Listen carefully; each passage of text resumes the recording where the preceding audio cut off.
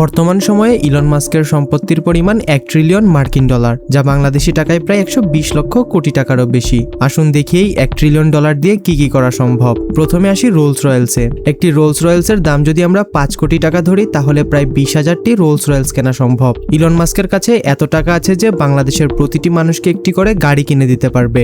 এগুলো তো ছোটখাটো বিষয়, বাদই না হয় দিলাম।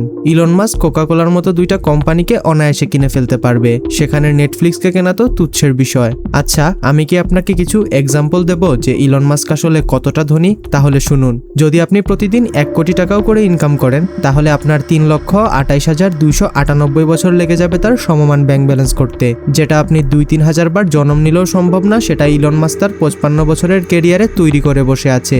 যদি তার নজর ইউটিউবের সবচেয়ে বড় চ্যানেল টি সিরিজের উপর পড়ে, তাহলে সেটিকেও 400 থেকে 500 বার কিনে ফেলতে পারবে। আর যদি কোনো কারণবশত নজর মুকেশ আম্বানির উপর পড়ে, তাহলে তাকেও 7-8 বার কিনে ফেলাটা তার কাছে তেমন কোনো ব্যাপারই না, কারণ মুকেশ আম্বানির সম্পত্তির পরিমাণ মাত্র 100 বিলিয়ন ডলার। আচ্ছা, তুমি কি করবে যদি তোমার কাছে 1 বিলিয়ন ডলার থাকে?